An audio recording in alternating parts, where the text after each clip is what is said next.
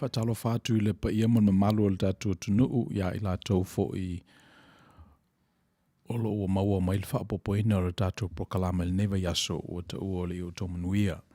Olo o tu sao atu le tātou whale whasalau I Long Beach, California, le United States of America, I le vale lei malisi fufonga le tau fo Radio Samoa. Olo tau ono Misipouena Tagaloa lo whaafoina le tātou prokalama le nea fiafi. Ia ma le fionga le whaatonu ia tu la epa whaafutaisu o lo whengai ma le tātou IT. E whatalo whaatu ia tātou wō o lo o mafuta mai I si malo ese mai nei lo Amerika. Ia ai mai se fo ia o tātou lo whanua I Samoa talofa. Ia pe lava o na masani ele nei fo I Malaya mo mua lava o na tātou wane o tātou tuli vai whalenganga. Avela tātou whaatu I le tua. Ia masa ili pole alo na fina ngalo mo I tātou I le nei a fiafi o le melea tu mai alo a nganga o lau teita ina I tātou I le tatalo. A tātou I fo matalo I le tua.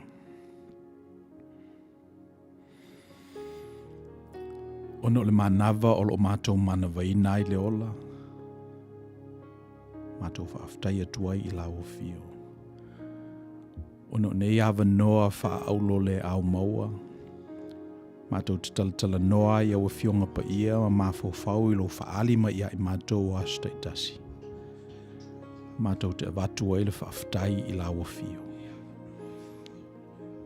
Mo le sui fuofo I nātou o ona I le ngata I le nei whatamanu a whapefo I lātou o lo ato waa mai I le nei studio. Mātou te vatua I le whaaftai I lau o fio. Wau e saunia me le lei. We langa langa I manatu le lei. We a maia fo I le malosi o na ngā lulue. E whai aile nei au o nanga. Au sia fo I mesi o mātou wa ngā tuai I lo malo. Ma le whalau te leina o lo fina ngalo I le menei. A fio mai a nganga pa I ae tātou malau o fio. A wa au noa malau o fio. I o se ngalu e ngā whaifua. I nei o maile nei mafutanga. I le vi inga o lau o fio. To fultangata masia nei nati. Ia e tō fu le manuia mo lau whaingaluenga me le whatufunganga. I o nāla mātou te talo. Ia lātou suafo Iesu Kiriso lo mātou li I mal whaola. Amen.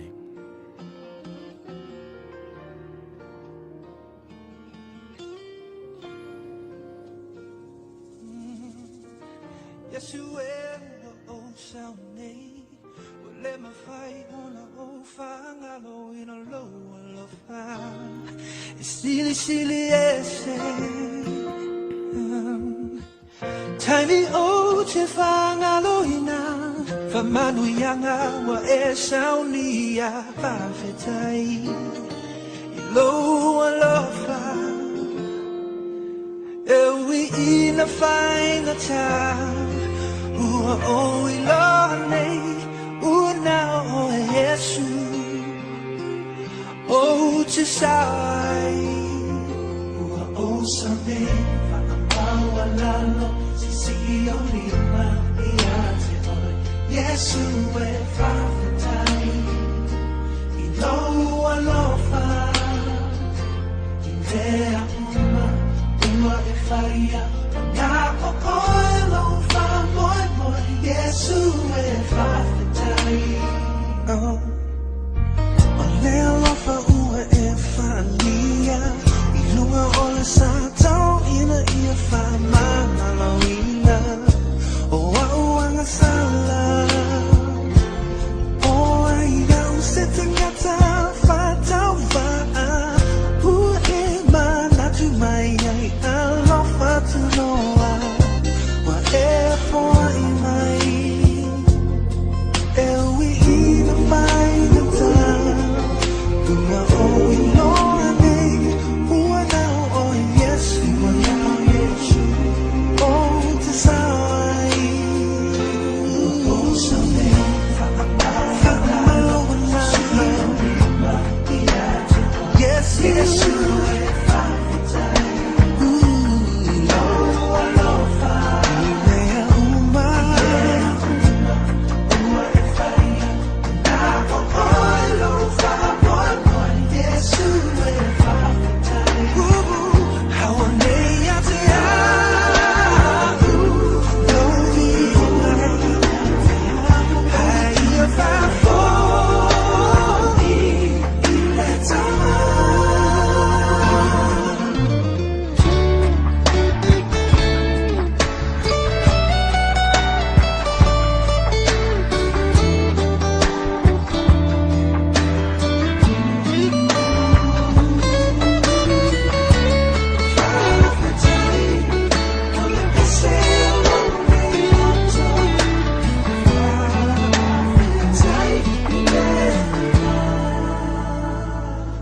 o samne fa amau walalo si o lima ia te oi Yesu e fa fetai ilo walofa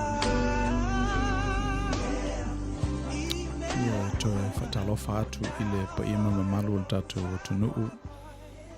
Hei lato mwhawhuna maua mai le whaopoponga o le nei. Le newe yaso o le tātou po kalama e pe o na masani ai. A whaiolo e whaafonga mai le tātou YouTube channel, whamolmole omi full of like. Ia ona share la ia ina ia wō maupaanga. Ia ona toi o omi fo I leo le longo le natau tau I o tafole. O le button ia ona whaiero lau mtafale I le sufongo tau fōu. Ia a whailau mtafale le sufongo tau fōu. O lona winga o teimi umalawa e te tala ele nei ala leo. Ma watu fōla sanga e le ngata fo e olo utangata. Nisi fo e olo whai ngā ruenga o lo auto waa mai le nei malai. Ia teimi umalawa matala ele ala leo e longo mua atu I ala wafionga. Ina nei te ia o misi se whaapoponga o la tātou prokalama I lewa yaso ma lewa yaso. Ia we fwle ne awa noe mole te la toil whaaftai I tātou sponsors. Me tātou olo o whatupeina I a tātou prokalama I lalo o le whaamalo li Outou Manuia. Le Second Samoan Congregational Church I Long Beach. Le kalesia le leo o ngaru e Militina Mareta. Anti-Metas Cookies. Tagaloa Tulifau Foot and Ankle Center. Ia amese fo ia Helen Alo and Selusi Ulunga Ono. Lo of so swani mai le subscription every month. Ia awa fo ile underwriting no le tato prokalama nei. Mele molte la 12 aftai fa tutu mo le tuo me o fa ngao. Ia ona le nei fo I fa moe. El verso o mawai, na tato whita wina ai le mareko mua, fo pe luas fulu tasi e luas fulu valu. Mareko mua, fo pe luas fulu tasi e luas fulu valu. O le tala e peina I le aso na alua I le li I le malu I kapanao mi sunako. I suppose le ta ua o se malu. Wa o le malu o le faletele, faltapo I tele ia o le sunako e peise I o se tamai falesale whapotopoto I tangata o le nuu. Ia ona whaiero lato suenga I la lato tusipa ia la lato kanona. Whamela ua lato le li I le sunako I Kapanaomi. Lo ia tangata. Ia ona whailo leo la na launga. Ele o manino la ia mareko po le ale. Le mena launga ele li o fefu ele tusi a mose na si ele li. Pe e fu ini feta lai ngā perfeta na feita wina e ia pe ona ia isi wha maumaunga fo ia. Isi wha evangalia. Ai paule mea na mata ina e mareko fe mai na matua ofo a tangata ila na o onga. O e pese I o stangata I ele pule. Ale pe o isi rapi mai si tangata e o ina le tuspa ia na lato masani ai. Ia ona whailole le fasili I tātou il veaso o mawai. Ai sea. Le ale mafuanga o tau aloa I tangata o ngale li. O le afu I le mafuanga o ala iona pese I e saunoa le li e pe o se ua ia le pule. E pe o fasili nan tātou tosi ina I le veaso o mawai. Ma le tali la, ona fou. E fou le whaalongo o tangata. Ia, I suppose afa peo e masani ana e alu I le lotu I le asa ma le asa. Ia, well, ese ia o whainga ruenga. E pese ia le ise mea fou le tuspa ia. Tātou wa aifo ia iai. O tala mai ana moana moa lava. A ole I tuuina fo I pepa malau tusi. Ele mana tu o tala ia sa tu ngutu mai le tupulanga ma le tupulanga. I mea te tauna whaia. Ina ia whaawa wina I perso I fuamale olo le nu. waro lato pale whenga ma le tua. Ia ma le lave ina fo i o le tua ia i lato i te mea tupo i whalave lave. So o le mea lai i le fisilingia. Ia, i le ntala fautala ia. Ia pe o le whaalongo tangata i kapanau mi laso na, e pe ia fau lava le au mainga. Ia mwheon tātou i te po le ale launga le li le aso na, a whapelava tātou te malama ato toa i le ministry le li i etau sanga e tolu na ia pe ona whaamaumau ina le tuspa ia. E pe ia ele winga le na e tala noa mai le li i ele na o mea i le tuanai. Ia tala noa i mea i le lumanai. Ele o tala noa le li i se tua e mamao. O tala noa le li i se tua lata mai. Tātou te manatuaina isi ana whitalenga fo e pe ona manatuaina i tātou. Outou whai mai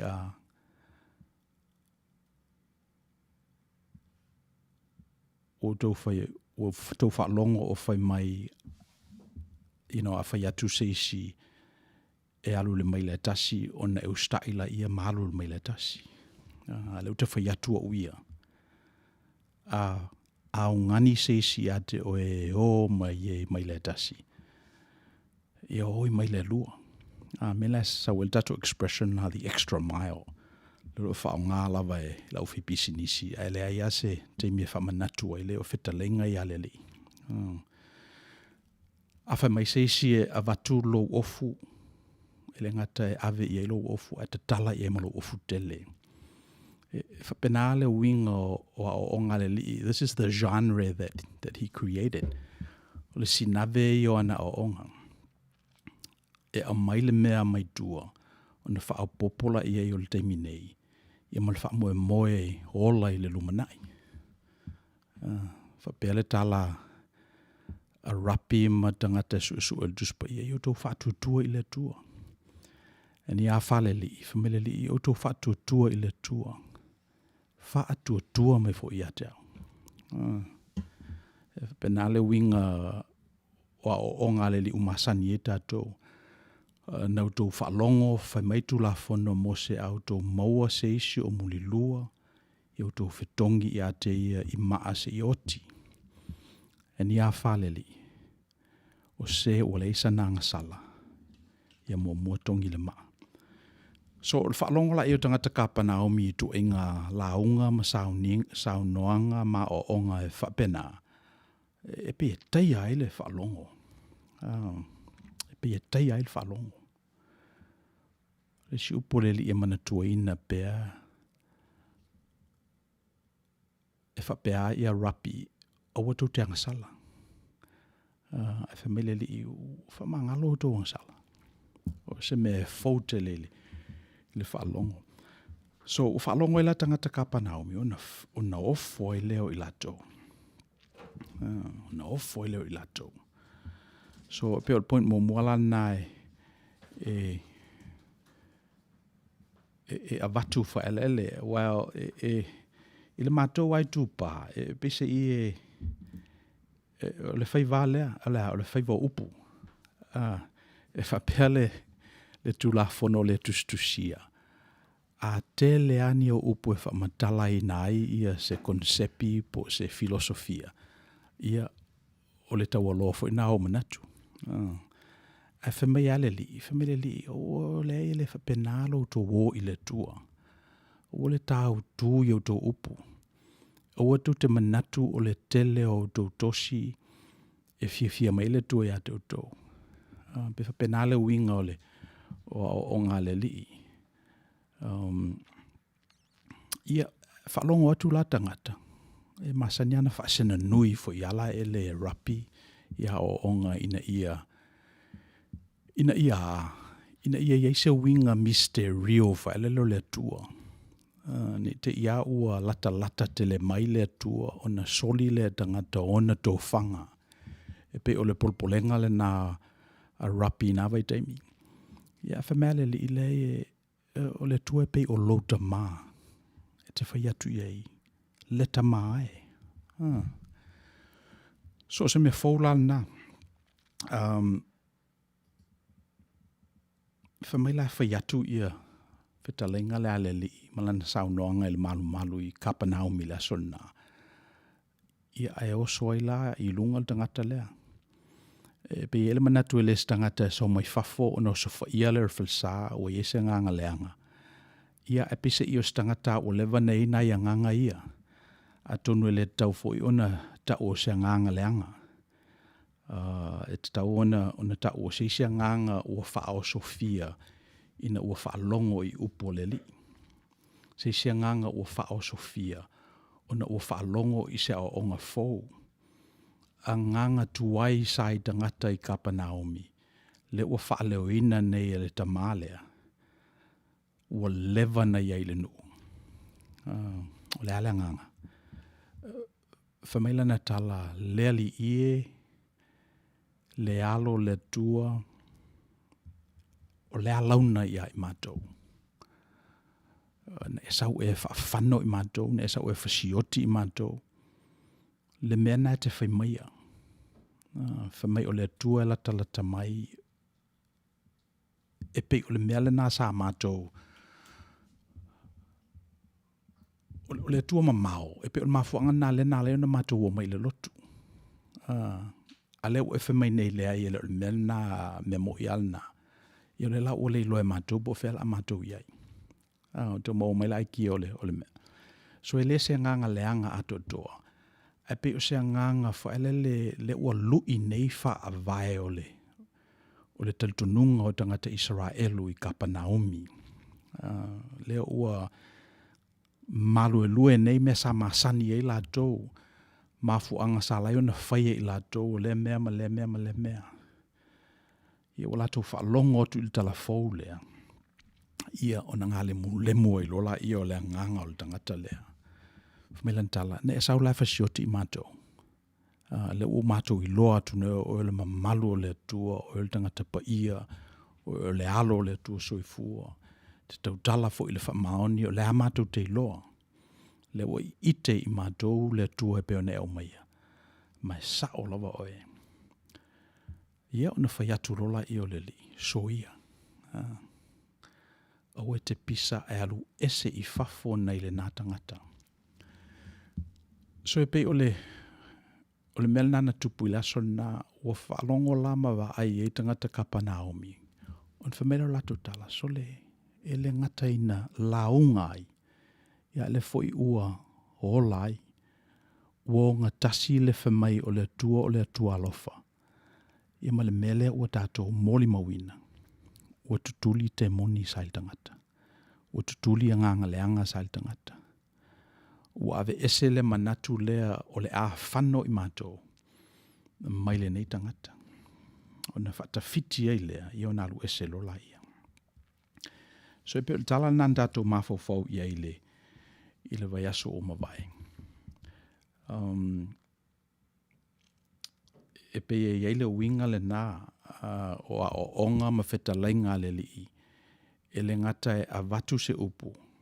Ia iei wholona winga tino mai.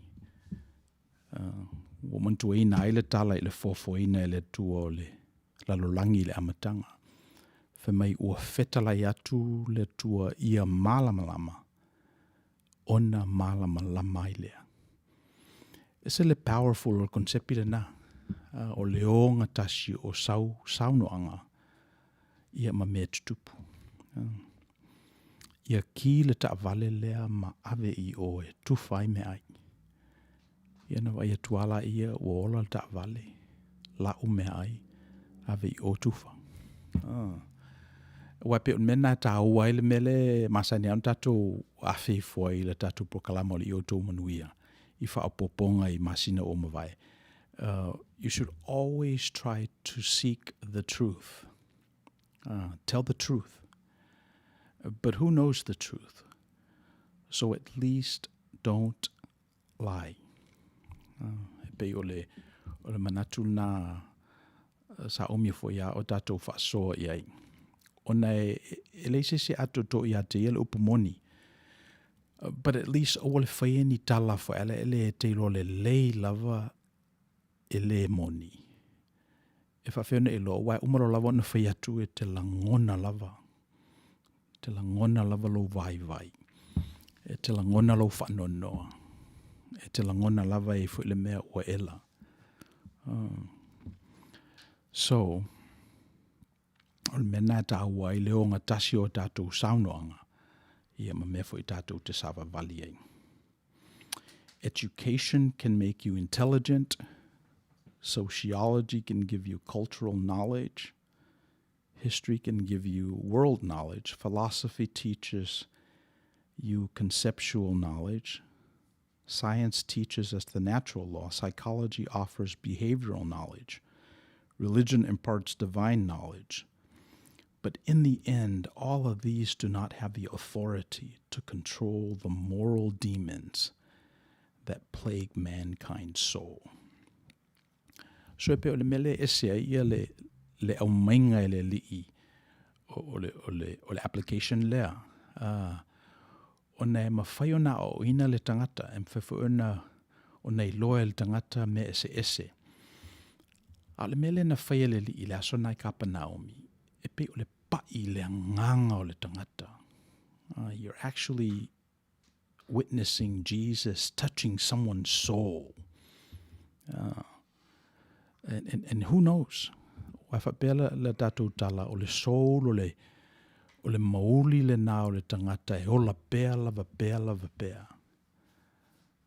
A maliu seise o le tau a inga o na whaile o le fesili o whea o iai le tangata le sai le tingi lea. O le mea la e ola, o le mea lu ese, o le mea na whaangaoi o ia le tino lea a o ia i tātou. O le soul le nā o le tangata. O le nganga le nā o tangata. O le mauli le nā o tangata. Me leia se sina te ua le mea nā ma mulu ina le mea nā. E tusa ma le li o Yesu. E pe o le claim le nā tātou, o le mea nā leo na ave e tātou le whaamua ia Yesu Keriso. Historical Jesus. A wapese i o ia lea na pai i le mauli o le tua. E ala i le oti, toitu, ia, ma fautua mo i tātou. So e pe o le tatununga nā tātou Kirisiano, whatutuanga nā tātou, o le mafuanga nā le o ngā tutonu e Keriso le tātou kanona. O ne leia seisi mua ma muli, e na whaial ngā ruenga lea. So o le mafuanga la nā e ese ai, mwhaiauna e a o ina ia lotu ma tau psilisili, ma le winga o le tangata, saikolosi, filosofia, ia leia seisi e pai i le mauli, le soul, o le tangata, le mele that lives eternally, le mele mu eternally. Wa mawhaila le li on whai o le mena, ia o le mafuanga nā le aleo na o ngā tutonu o ia le tātou whatutuanga. Ia. O le vaiaso na o mawai. Faula na lafo, mafuanga nā sa fifia i tangata i le li ma te ia i le fau o lana mata upu. Sa tala noa o ia e pe o tangata o ia i le pule. Ele tala noa mai me o tuanai. Ia e tala noa mai teimi nei. Ia ona ia tātou notes nā mai le vai aso o mawai. E fwisi mea e whapopo ia o lo awanoa lawal tātou wala leo i lunga e whapopo mai ai. Al teimi nei o ata atu le tātou pese le vai ai foe. Ia ona wha awau leo le tātou prokalama.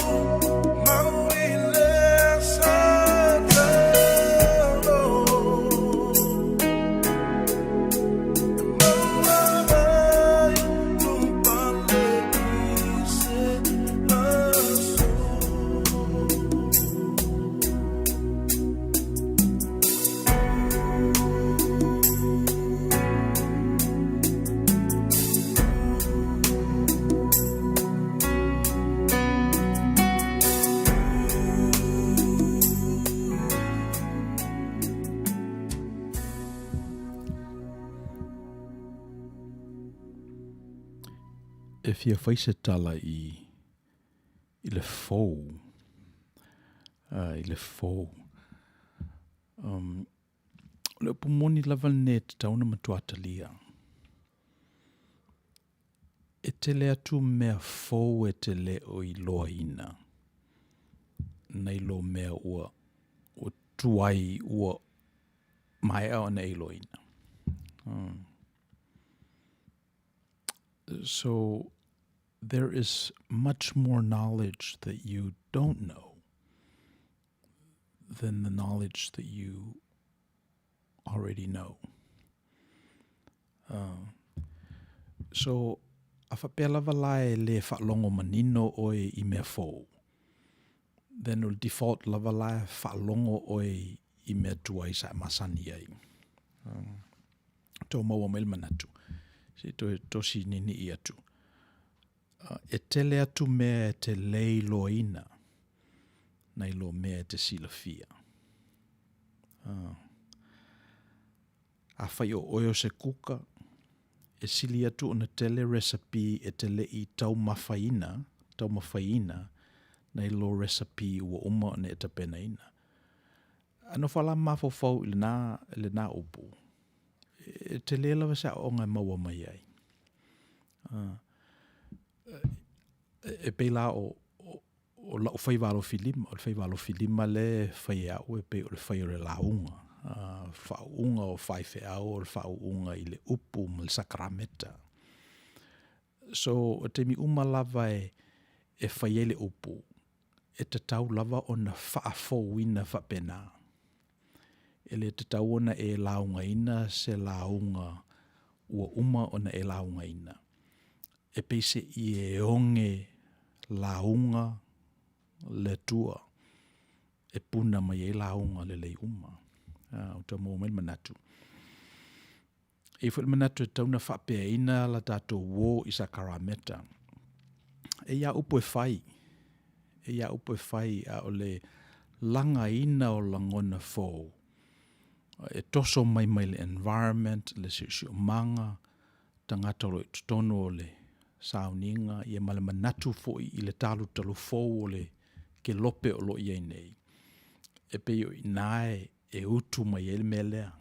Le nei loa e tangata kapana umi le sunako lea. I le sapati lea. So a whapea lava lai li lifa se whaatufunganga. I li lifa lava i le melna. O le sa ilio se me fōu. E te taua ona e whaalongolongo fōu i le i Outou Manuia i lewa yaso ma lewa yaso. E te tau fōi ona whaatufunga ina i mātou le a vatua le wheau ina ia owane i li piti, tosi soo, wae e rā pailata tau mai le manuia lea, mai le upumoni lea. Le upumoni e tele atu isi mea tātou te le o iloa. Nei lo mea o tātou iloa ma o lo tātou whaonga ina. So, tanga ila ia ila tō lo tōtala noa. Wae e iai a tangata. O te rofo e sila fia o tō e a tangata e te latu iai. E whai mai a lato tala o mea tuai. O mea sa tutupu i Samoa i asola o se furutoru o lato tausanga. E whai mai a lato ma tō e wha manatu mai o lato le lei. Na, ele marofia mena a whaatufunga ina lo o ele whaatufunganga lea. Ona e tau mawhai lola i e, what should we say? Small talk smart. Small talk smart. Lisi le mena maua mai i le real estate. Le tangata ingo ia Floyd Wickman.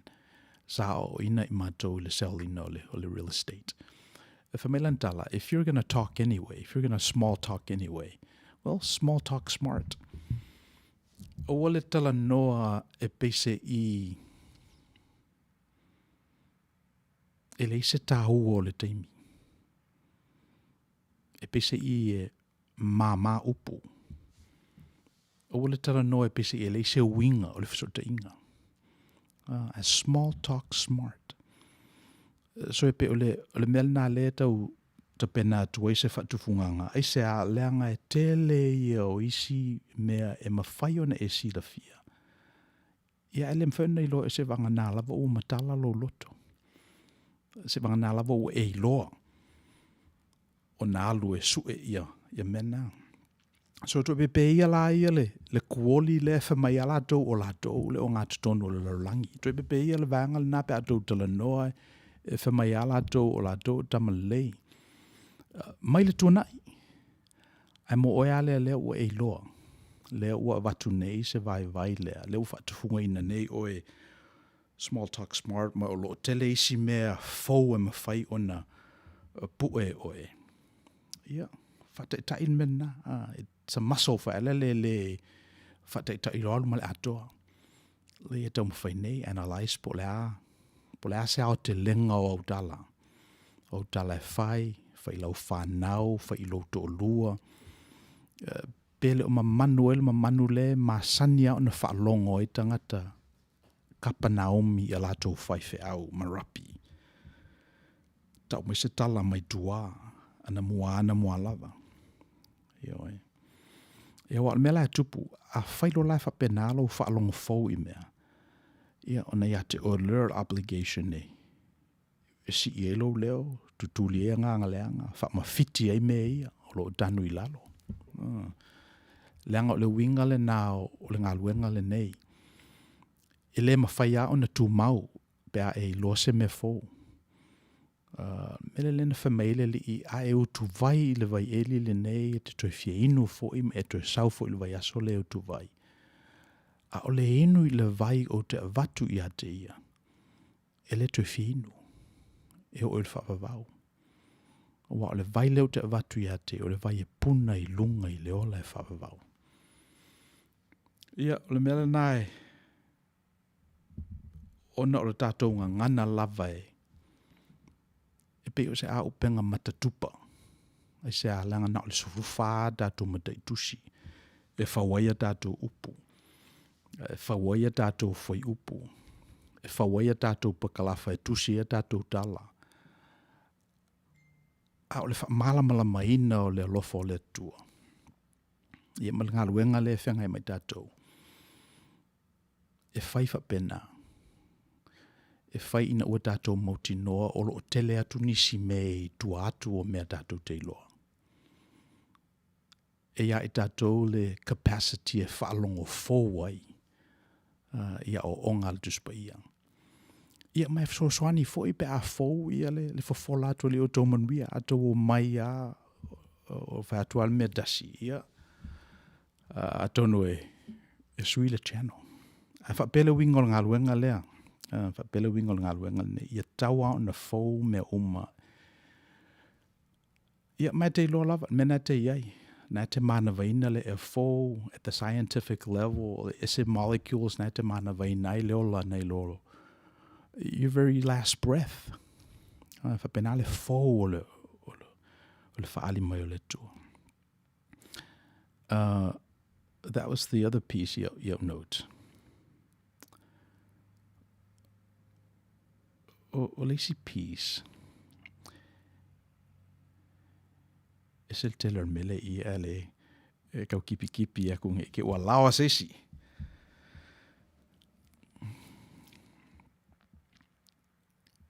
So e pe ele winga le nao le li I pe ua sao loto I le taimi.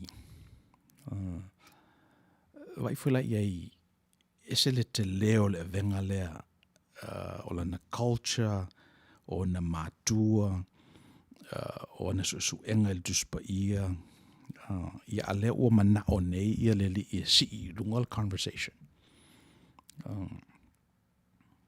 Ia e le se ngā ruenga whaingofia na umai alo na ola. Tolu a tau sanga umailo na ola. Ono le natura leo le ngā ruenga le nei. E te tau ona I ui ngā whapena. E te ona ui ngā whapena.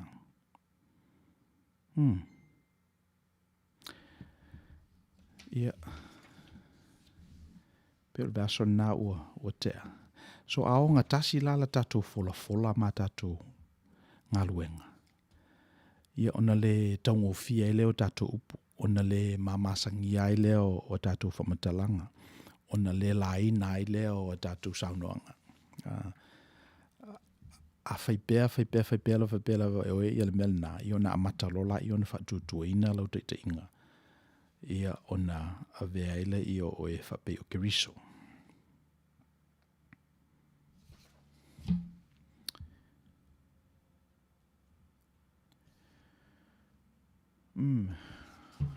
Let's see.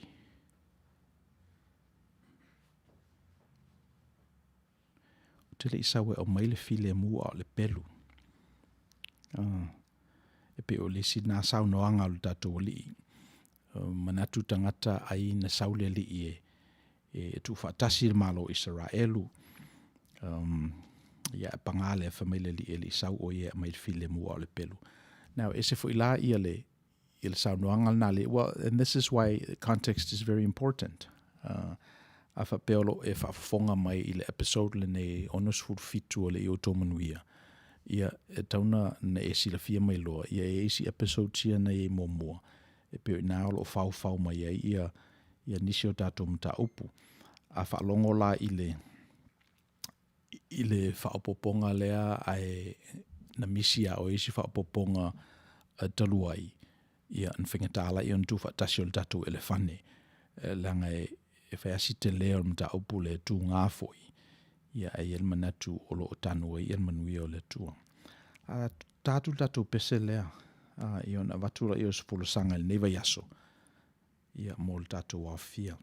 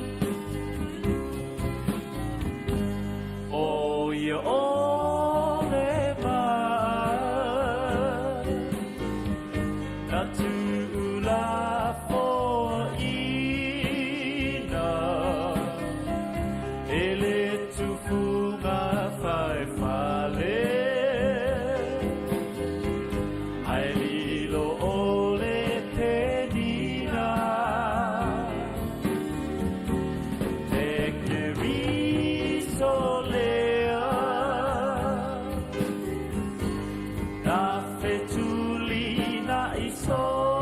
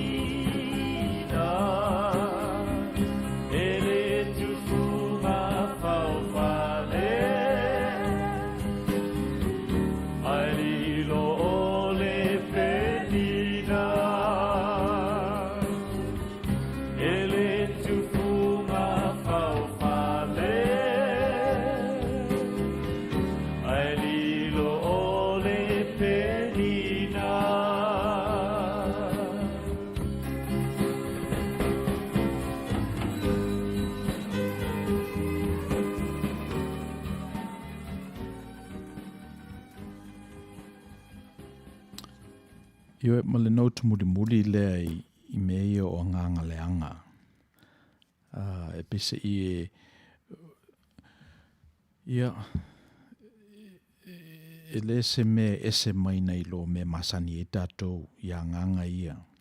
E le nganga o le mataua, o le ai o le fua, o nganga ia e pese I e whaleanga ina le tangata. Le nganga le sa tutonu o le tangata le I Kapanaomi, le sa tutuli e le li o le sila winga o nganga ia o leke ono. Ona ua to tele I mātou. Te manatu e appropriate mo tātou fo I taimi. Ona o le tele ia o nganga o lo whewai. O le tele ia o le vau fidi o manatu. Ai ano whale tangata ma vai I ona limitations ma papui pui. E le ma whai e oe ona ola se manatu le lei. Pe afa pe whalave lave I si manatu. E te tau lava ona e tau sisi ina ia manino ia to e manatu e te manatu ina. Awai o le mena tupu laso na tangata le pe ua control e manatu ia. Pole alaba manatu. Fua, lotoleanga, mataua, le ono sai, tau I masui, ua control e manatu ia le tangata lea. O tau maua mai. Whamaila o le fionga le li, o le manino o le vaai o le tangata I le tua, e mafitifiti e la me ia. A mafitifiti mai lola me nai lunga, o na whaiatu lola I o le tangata o le tua. Alu ia I fafona I le nā tangata. I nā whaalolongo ia me e alu ia I fafona ia te ia. Ia o na malo loa I le o le tangata. So a fast forward lai le tele male no noa I o manatu ia watula I mai nei taru le COVID-19. O te latu e whaila tui mua le vaccine le Pfizer.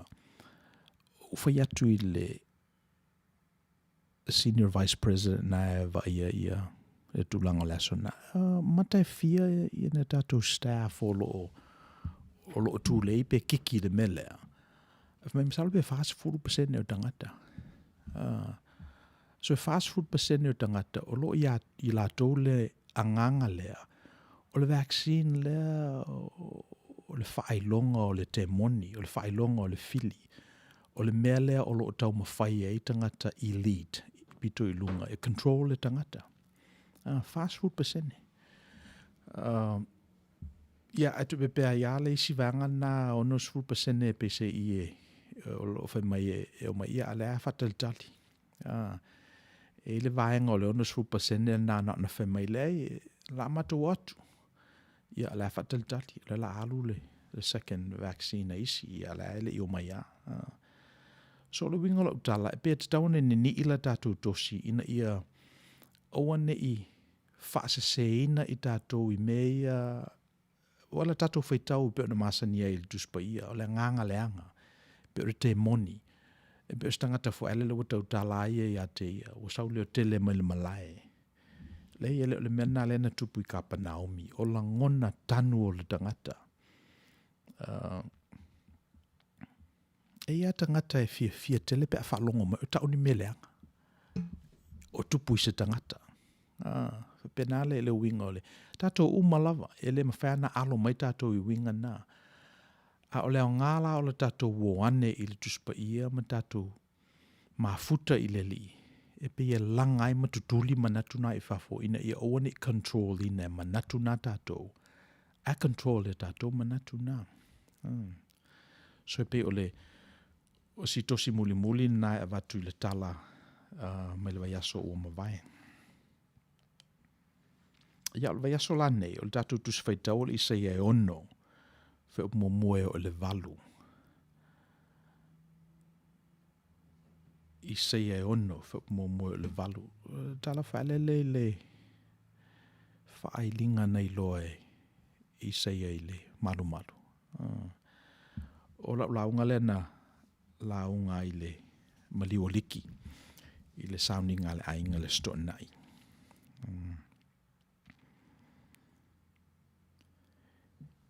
Whapea tala o le tausanga na o tia i le tupo usia na o i loa i le mamalu o le tua. Pe whapea na ia upu amata mata o le isaia leo amata o na vala au le perfeta. Ia pese i na whimana o mia e ia mua le tupu o se mea e pe o le maliu o le tupu. Whimana o mia isaia se lulu ina o le whaavai o lona whaatutuanga. Pe whimana o mia isaia se mea fou. Se mea le i loa mua e ia. Ua tu sa meme ai lona i loa. Ia o na manatu lola ia e alu falsa. Ia tonu e alu al falsa i vai so uma pe auntato wofo i e kalesia ma falsa i vai so uma. Ama e ua le aso lea. O le aso le femena i loa i e ia le mamalu o le tua. O alatu la o i loa mamalu o le tua. Luluina ia whaavai o whaitotoa. O sau le aso. O ane ke rupi. Felelei ma ma leo tetele pa ia le leo au. O na langona ila ia isa ia luna whatawa. Na langona ila isa ia luna whanonoa. Ia o na manatu rolaio le awhano. Atonu ele ese mai le manatu leo isa ia ma manatu le. Tangata lena i elte moni i Kapanaumi. Manatu lava isa ia oi ka fe. Le uva ai le mamalu o le tua o ul tangata le ato toa. Le ane ilan me la tupu. Iau tatou i loa le tala. Saule se rafi o lo ilo na 5 malalaola. O mai le ofi pa i le langutu o Isaia. Mala na tala na whaia Isaia. Ua papa i atu le nei malalaola i longutu. Ua wha mangaloina lawang sala. Ia ona whaalongo atu rola i o Isaia o wala o maile tua. Oi ea mātou te awina atu. Oi ea latu mō mātou. Ona whai atu rola i o Isaia. O haule nei. Ina awina atu au. So e pei o le motif le na. A tatou wa aine iai. E pei o le manea i o le mamanu le na mō se wheta ia inga male tua. Ia mwhewhuna whao ngai tātou ia tātou tāpo inga. E lo manatu a whapea tātou te leo fau i whalesa i leo sā ma leo sā. E le fau fu il whaali mai e le tua ia tātou. A tātou atu fu i lava with an already always listening. That's a certain way. Then a whinga tā lava ona tupu se me fau. Whapea te alu le whalesa me whapea. Ui, e rofe po lafo il tara alwhewhi au lawhai mai. Ia makilia lo mawhawhau o wale si alea mena ta ua fo ila tatu ia mantua. Ia Outou Manuia Outou nai. Power is not in the speaking. Power is in the listening. So a tapena lavala lau whaafafonga. Tapena fau. Ma e alu malo nau ina i mose me fau. Po le alava le upo le whewhi au e mai. E pa u fau lava i lo ele. O ne whapenale wingo o me ia. E ia te oe le a ia te tau ma le pule ma le saulotonga. E te whaalongo fau ai ini tala o le vavau o leva o nei tātou kanona. Ia alea le awha matala ni e le whewhi au le sā. Ia wale o te whātua ui o ngā luenga ne o le whewhi au le se ngā luenga whaingofi. O le o iei lectionaries matusi whaitau aso ato no e whaingofi e ia le ngā luenga. Ai o le me pitusili o na nau i e le whewhi au ina ia faulau whaalongo. Faulau whaalongo. Ia oa ne i whaalongo mai se no foanga alu alua o loo e loa mea uma. Ai e whaalongo mai se no foanga. Po whewho e angi e le nganga le nei aso. Whewho me la angi e le nganga. So e pe o le mana ia le nā o o le alu malu I leva yaso ma leva yaso. O te le ai ia, e ei tangata e tau sami ia, e lo le leila vela tole se sengo le ia fō ma le ia o leva o na tu aisa. O te le lapo le ale wing o le upuna te whalongo afa peso le. Ia fō le ia lea. O le sakana fō, le sakana lea. Befa pea mai sole. Leva nei le eisa dama lea. Ia, a tonu e fa penale wing o le mta upu lea. E te tau wao na e whalongo fō I upu mafionga le tua. Ia wao tala le wala wina isa ia. Le stala fō. Tala wa leva na ina. Ele ngata la ila tatou kanona o tatou Kirsiano. Ia wa leva na ile Hebrew scripture. Sa whatontonu inai ia tangata Israelu I tau sanga e tele. Mai pero manatu mua lana o no mana o e au mai. Pe ele manatu lea o le whaolatanga, o le whamawhanawhananga, e pe o se mea samui fafo. Ele manatu lea whamai o le manuia e pe e samui fafo. Ele manatu lea whamai o upu iau te avatua e ato to I ele manuia. Well, amatai na, o le ngatai na, o le flip side o le mena, e la langa fo I tutonu le manuia. E la langa fo I tutonu le whaoratanga. E la langa fo I tutonu ia awa no le lei. So e pe o manatu momona, whamawhananga lava e amata I tutonu. Na le lei lava le ngā luenga se li. Mawai ana tupe. Ia te ua usu atu le tasita e awha mai ua ave alato ngā luenga I saina. La le awha alato department atoa. Ia o na whano noa I lava la I o ia. Solo le lei lava si o la ainga. E na ua maua lo le uoa lonto o lua. Ia o na whale tonu lo leo o la launu ngali. Ia na manatu rola I e su e se whamawhana whananga I whalepia ma whangopia I fafo. Ia marufo e su e sana fo I wo. Ia tonu e whamawhana whanaina I le whano no leo o ye nei. Na manatu lava siti nā matua na te tanua lana tama. Whanau I lona manawa. E pangale ala kovitis fruiva. E nei o mo atu o ia I ate ia. Popo ngā ina siti nā. Matui leoti. Io se venga o le mawhai e ia o nanga whatia.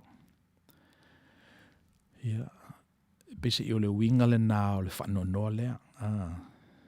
O le launga o le maliu. E pe ele manatu o le whananga e sau mai fafo. Ia pe manatu mo le na tu le ia I le e ngā lulue fafo matutonu I le teimia tasi. Whamawhana le tangata. Wa o le mela tātou te loa. Whamai ana lele I awhina ia le li I maila na ngā luenga. Ia e le maua so nāwa noa e whaiela na pisi nisi te ufale. Ana le vaea lava lana company. Na te le loa foi o na toe foi I le aonga ia whatufunga ina e se ai o ia. Ia le lau o mawhanawhana. Le whano noa sai ai. Ia le o mawhanawhana ina ua la langa malata lata I le whano noa I tutonu. Ana le maliu lava se utama o te leilo atu siona to o lua malala whanau. O lea la o lea o mawhanawhana wa o lea o maua lea wanoe sa saai teimi o tutoe o loo soifua mo le whanau o se utama. Leva lava o na uma le lofa I lo maunungali. O leva fo o leiso o fia I le mamafutanga. Ea whaaftai o le o maua se mafuanga le lei. Wha umai le nei mafutanga. Ia lea o mawhanawhana lava o ia te au. So pe o leo te lenga o le manatu le nā. E le ngata e sau mai fafo. Ia e la langa fo I tutonu. Manto ina le upu lea a whale upolu. A malu lava I whale, malu fo I fafo. E se le tele o le oa e maua mai le whaupunga na. A mawhanawhana lawa i tutonu. Ia mawhanawhana fo I fafo. Ia, o tuse isa ia, whameila o pointi I whamei ese le whanoa noa le na whanoa noa isa ia na umaliu le tupu. Ia ma le whanoa noa le na whanoa noa ina uana I loa le atua. Whanoa noa le na whanoa noa isa ia na umaliu le tupu.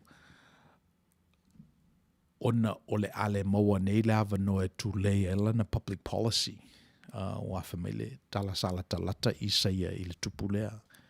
E pese I o se mea e fina ngalo I le perfecta. Ia e muli ta I le tupu lea mai si fui tupu o le au ngā tupu. I nawa I teimi au I le perfecta. Ia ua maliu nei la usia. Ia ua tu sa meme nei le perfecta. Pe atua I ni aani ana fautuanga. A tau tua o penga fo I ona manatu e tu sa o le faali mai le atua I ate ia. Ia wale uotil tangata. Mai lo le teimi mo na whanoa noa isa ia nei fo le teimi na whanoa noa I na ua vai atu ia leu stai tangata I le tua. Le whalongo I le tua. Whataua I la tau ia taulanga I tino manufasi. Ia ngalo ia I la tau tina ua mariliwa la tau tane ma ta maiti fo ua matuoti. O le mela nana tangi e isa ia mwhanoa noa. Ona o le angasala le alo na nuu. Mo uto mana tua e ia teimi na angasala whape ai ia nuu e pe o Sodoma ma Gomora. Na tupu ai le whalawlawe tele I tangata na. So sa whanoa noa la ia le perfecta o isa ia. Ina te ua tupu se me whape on tangata. Ia te ua latu I le asol na ua I loa le tua. Ona tili e lava leo na whanoa noa il se ia. Ai se a wana sila fia. Leo le ngasala le nei le se a ngasala I fafo. Au le ngasala I tutonu foi. E le na olo na nuu. Au le nuu e whaitau li ai o ia. Ina ua wa aila I se ia le mamalu le tua. Langona loro na whatau wa. Ia ona tangi e lola ia wea unei o wa ia o afano.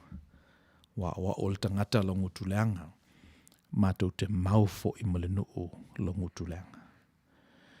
So e pei o le mea nāna I loa e el perfecto o Isaia. So o mana tu moana le ngata sa mai fafo ia ata pena fo I tonu. E tanga I fo I lau I le wapo le alava le mea o whenga I ma oe mea lo enga lue ai pele fitau I fo I nai mea ia. Wa ainea ia e tele alo tatou mana o fo I o I fafo. Ia e pangale e sele mawhana whana o tutonu. E ia tangata e to tele ala to friends on Facebook. Alo pomoni lava ele to tele ni o real friends. Ni wo ia e tau ia I o whawhita oli ma meolo tupu moni lava ia te oe. Mai a tatou waifo I lava il whainga ele li o lana ngaluenga. Ia mo ia ia il to osfuru mal to lua. Ia le inner circle whapitoa lea. I la tau ia sa saatele ia ile li I tutoo ia ile li e pei ole. So ole ia peteru. Ia kopo ma Ioane o isia so o I tutono le inner circle. E ave ia ile li ia I nati whapitoa. So ele manatu e tau fo ina whapea ona tatou whaio o tatou ngā luenga o asteitasi.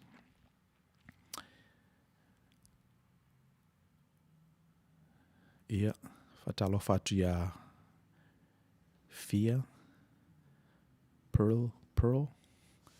Ia, whatalo whatu fo I. Wina to lua tangata I mata mai, tui. Ia. Ioe. So ia, mana ia le, whamai ia Fia. Never heard a small talk smart. Never heard a small talk smart. Only small talk. LOL.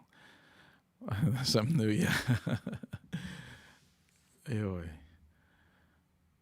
Ia. Mo te atu whaftai. Ia dato uso olo o participate mai la dato prokalama. puava alo faisio.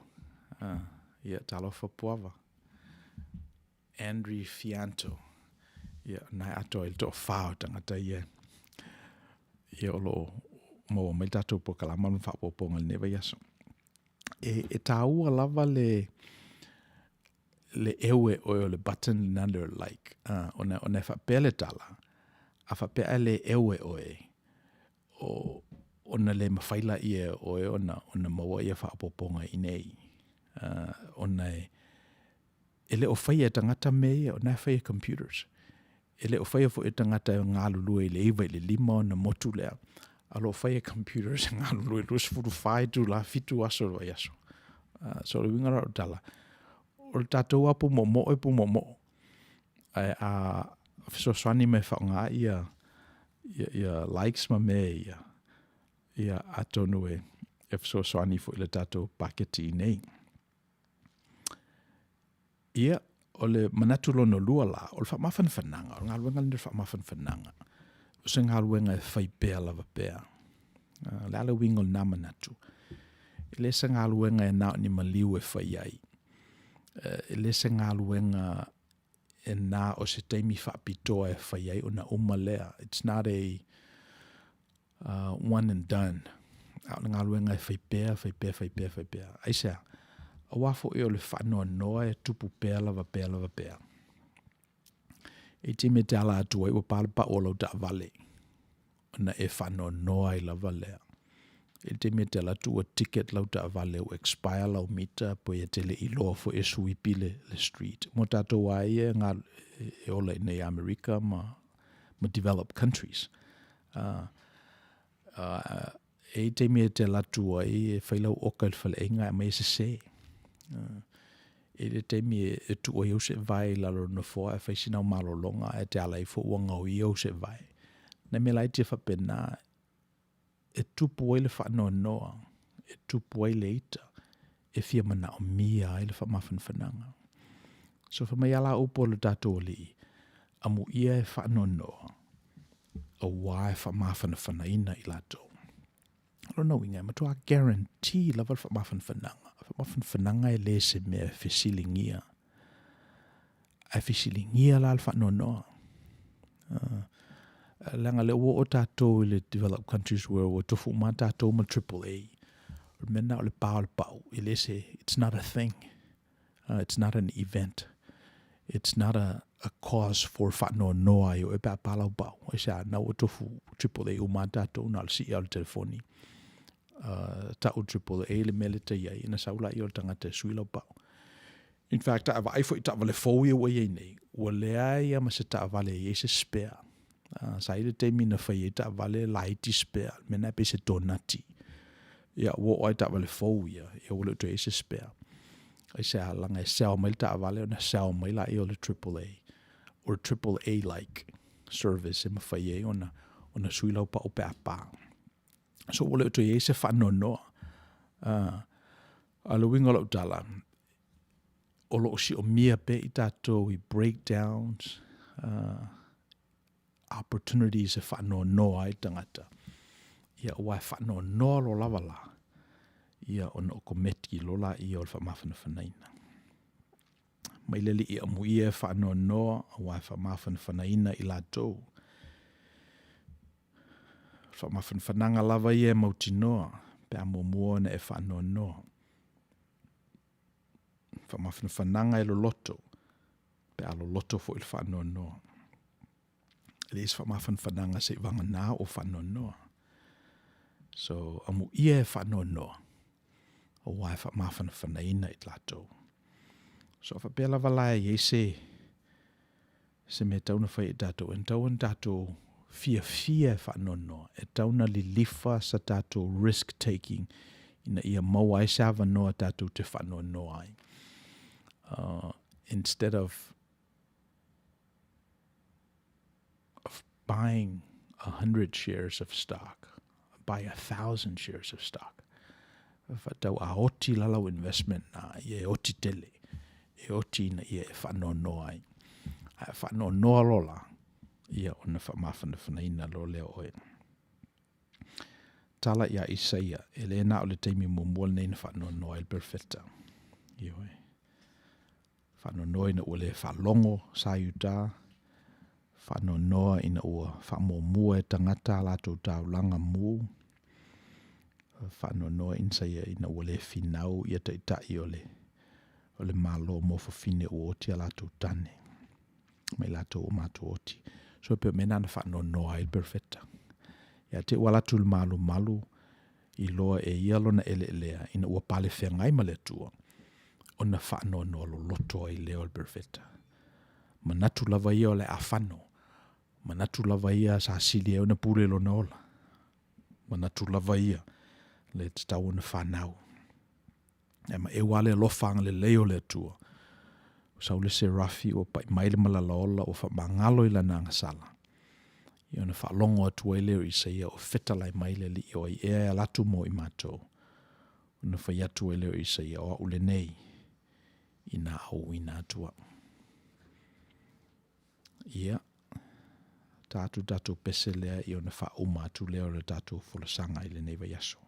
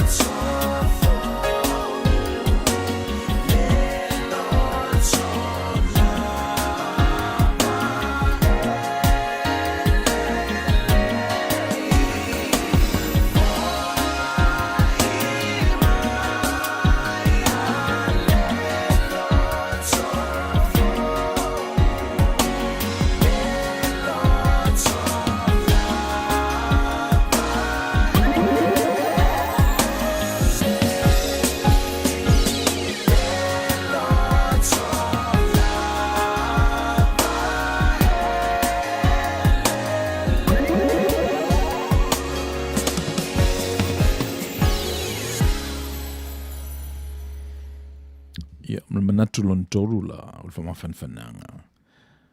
O le atoanga o le whamawhanwhananga o lo ta oto I leo la ofo I natu.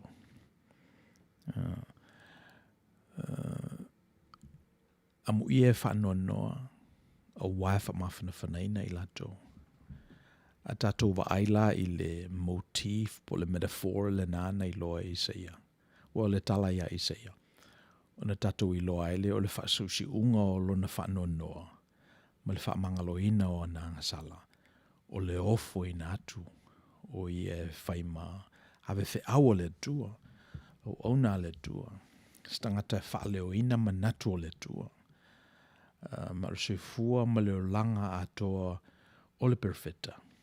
Ia o se o langa whamawhanawhanaina. Ina ua ofo ina atu lona se fua ma le ola. So pe o manatu le nā lon toru na te pena e whamawhanawhananga fo I moltina ia e seta ia ma le ainga. E tu sai fo I o le asolina. So o le atoanga o le whamawhanawhananga. O lo ta oto I le ola ofo ina atu. Me pe o le sile nā mea e le manino I tangata. Le tāua o le ofo ina atu. Le tāua o le ola ofo ina atu. Le lifo o le soifua ma le ola le tangata. Wale amata le ofo ina atu. Au le ngā ruenga ia I elo na tino.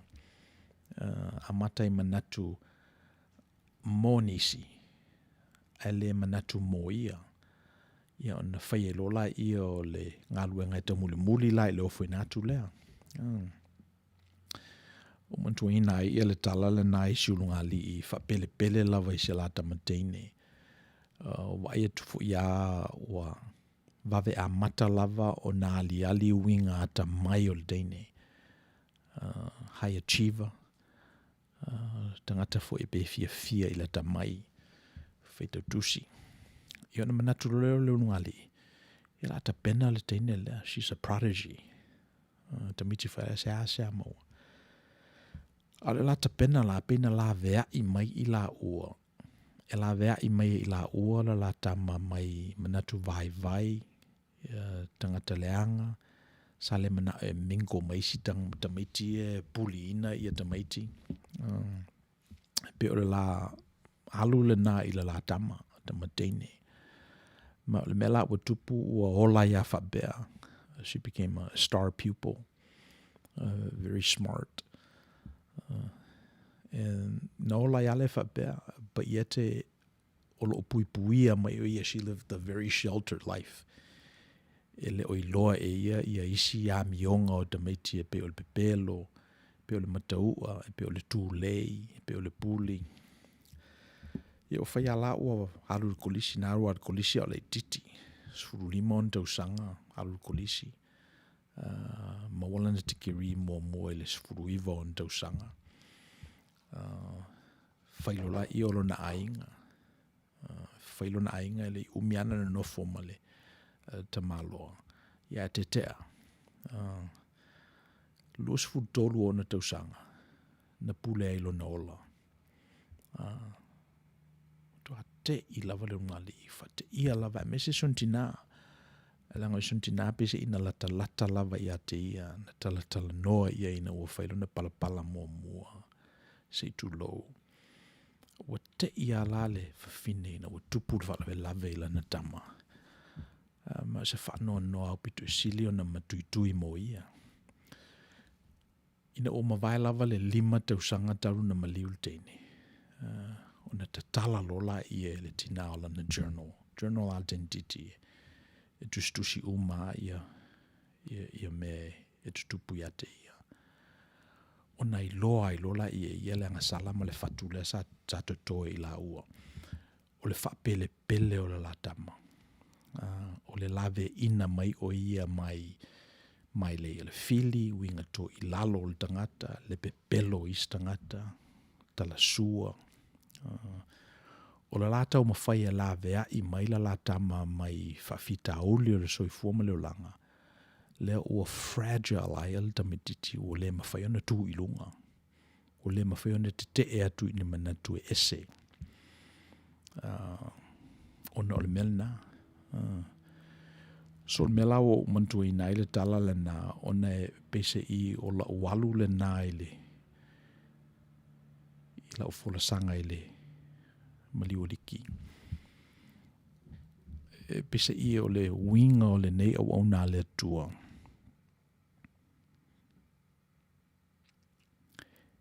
E pei o lo o ufatasi e ni mese lua e le fetaui.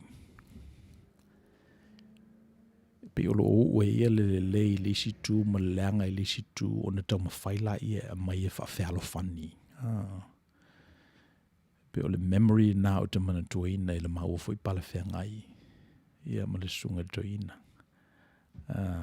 Me o la muli maule na. O le tangata e na te ua contradictions. E au noa ma le leiloa. O le tangata e mawhai ona whatau sunui ai I le leanga o le lorangi ma le leo le lorangi le teimea tasi. Maola pea.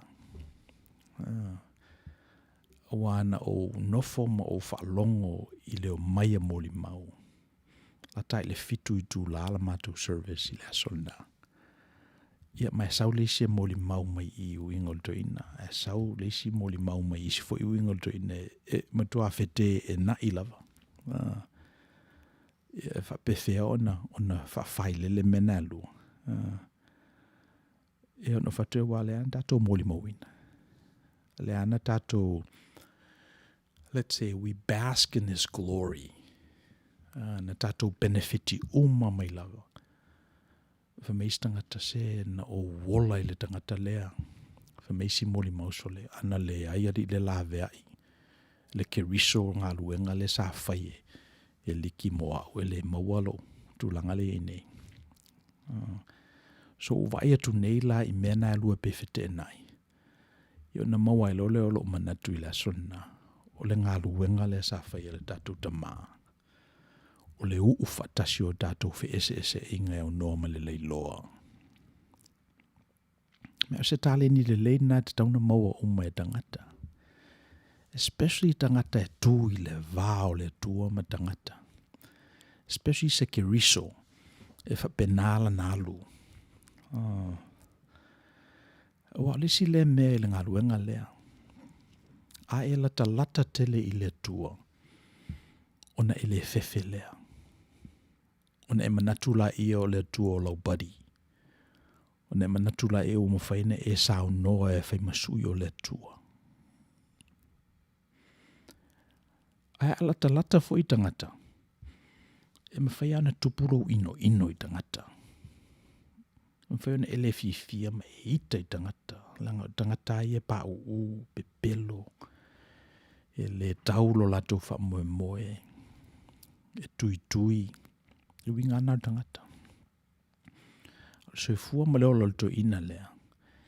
Pesa whatau sunui e ia le loa le tua, maava pea I le tua. Ia ma le loa tangata, ma lofa pea I tangata. So fua la ma leo lo liki le ma ua foi, vātu no nofo. Sa whape ina na whaie le to ina o lona o langa ma lon so fua. Ma te manatu se oso le lei umana mo I tātou sa iai. Ma la ua moli ma o le alo le tua le nei tangata. Ma whai e ia o na tū I le larolangi a apa I le langi. Ma whai e o na whinau ma le tua. Le tua ai e le manao I se me wha le tonu. Ma whanga na le na oti le tangata. Le anga na wha le tonu I le amatanga. Mai le fo I lava. O le tongi lava o le anga sala o le oti. Ia matu I lalo I tangata. Fatu I tangata se aro lofa ia. Aro lofa ia sui. Salamo. Whano noa. Tatua mai o I le tua. So ngā luenga la nasa whaeliki. Le pese I e le te tauana e whaaleo ngolua I ale ma lili vela. E ul whaafafang. Mela na ua maliu nei ma wa amia le tuala na ona. Ia. To tele a I tātou sahi ai sa tātou whano noa lo loto ina ua vave tele o vave tele la lu ese o le tatou uo. Ia le tele i o le whamawhanawhananga i lona o langa. Tele i o le whamawhanawhananga i lona o langa.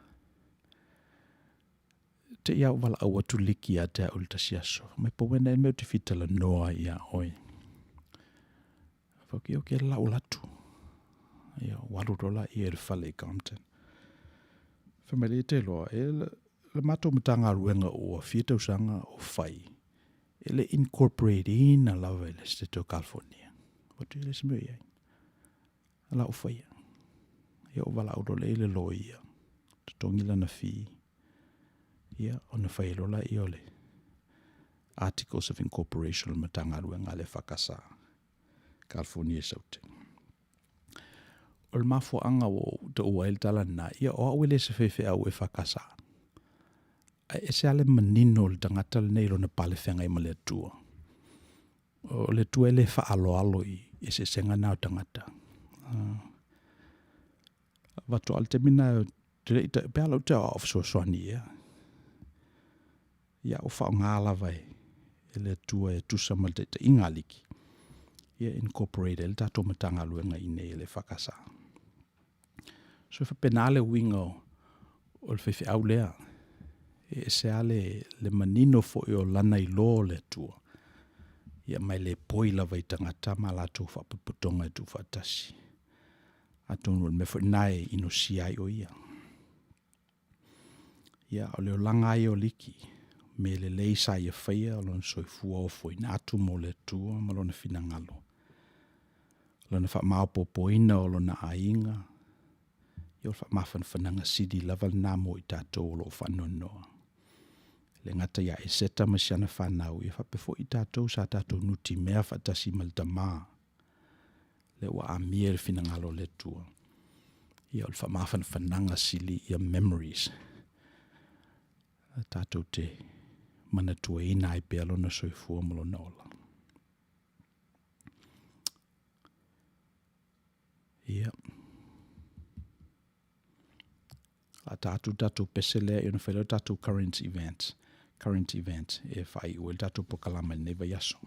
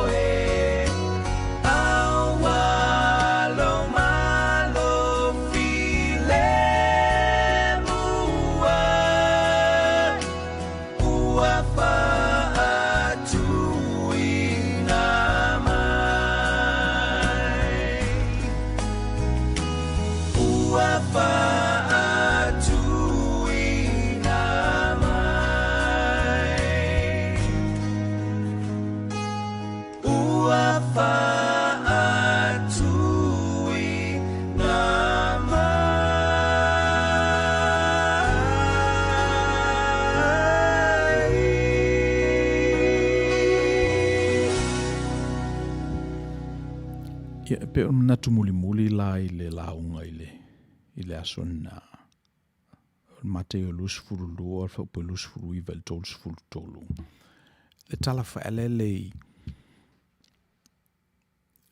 fesili pe sa fesili tangata i le li fa mele fesili au sa tuka i opo i tangata na o le ekalesia ma i le li e tiro e la mato tu e la mato wanga e le mea lea na whatunuina i matou e matou tua a ua whapeina ai o na matou whaia.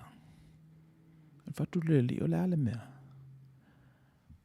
Whamai ano nofo se tama ma le teine ai oti le tama ai le aini whanau e maua mai. Ona whamai leo la matou tua o na alatu leo lo na uso e no nofo ma le whawhine lea. Ina ia maua lava se suli o le ainga. It's a hypothetical. Whamaila i o tangata. Ia o le mea lau tupu. Ona nofo le tama matua ma le whawhine oti le tama matua, alatu le tama lono lua, nofo ma le whawhine oti fo le tama matua, lono lua, a vatu le tama lono tolu, i wato o tele nei to tangata e o le finale dasi. E to fitu lale uso. Feoti umala ia. Whamelera lato fesili i le li. Whapea lai o atu i le langi tangata ia. O ie ho lato le to lua. Awa lena nofo umai le fine le dasi. A whapea o atu le afterlife. O ie whai moia le ava. O le fesili na. Ia. O na ina mate o lus fulu fo po lus fulu iva tots futo ale pe to paraphrase na dua merely te lo I dengi me fa penga e fa ile afterlife institutions me set up a tato cultural practice ele ini me fa pena langa ato tutu I tato e pe tato ni angelu e selo tato fa mamafa o tātou e pe o ave fe aua le tua. Tātou te pui I stangata. Ele to e popole ase si po o feson to o lua, o feson tane po o ai ama. So, o le tali nā leli. So first of all, it presupposes there is an afterlife. Wai e stangata fe mai ole ele se dress rehearsal le o langa nei. This is it, one and done. Au matulo e tunga maule o te isi si ole dalatu. Ele sapsapaya duspaya mena. And this is another example ole presupposition le na. Ele fatu le li ele se ole dalatu tunga mau. Paule tala le li ole ole dalatu tunga mau. Ese mai nei lole. Mele masani e tato. Ele fai avani si, ele fai to lua nisi. I pe tato ni angelu ave fe au. We have a different existence. Yamal melo no lua la. Famile li to tele fai tau e le tusi. O le tua lea o le tua Abrahamo. O le tua Isaako. O le tua Jakopo. O lona winga o le tua e le se tua mo tangata oti. A o le tua tangata ola. So le winga la le upua a le li. O le tua ia pe le popole tele ia I le oti. O na ia mea te tele popole ai le tua. O le a olo na pale fea ngai ma le soul o le tangata. Ma le nganga o le tangata. Ma le mauli o le tangata. Le mele ola whaavavau lava. Mena le e halu I ele whaamamafa le tua. So ai le popole tele ia I le oti. Me whanana whea tuele li muli mai ia te o e mai le si tau le o te lea latu se vangana o no fwe tanu lo tama, tanu lo tina, tanu lo uso. Fatu le i tuu i tangata oti, tanu tangata oti. A o oela vai e te sau muli mai ia te. So the point muli o launga o le tua, e le se tua ia o e oti. A o e uola. Ia, o tato current events lai vai asol nei. Tuin e matamata Super Bowl i le sa. Ia, ele i maua su. E wafo i ole. O mena mana ia properties ia o tato tu whawhenga ia o mwhaiana e te whao e te lea latu o umar Super Bowl. E te latu e tue matamata ia. Wa o mela na o maita, mea leo te maita wine te usanga, o mo meo ads. O ads, whaile, e se whaile mana ia o ads. I le marulunga. And throughout the pre-game, ia male, te tonu fo i o le talonga, ia matua. E la le ad le na le mana ia o le ad, e pese i e, o lo reflecta i la le mele, le mele o le whewawai ai o le tatu o tunu, o whamaisi o dai, whamaisi o uta, ia e pela i o le manatu la o le tangata na tusia le ad. E te tawana toe reunited i tato. Mana ia i o whaari mai fo ia koluse ma.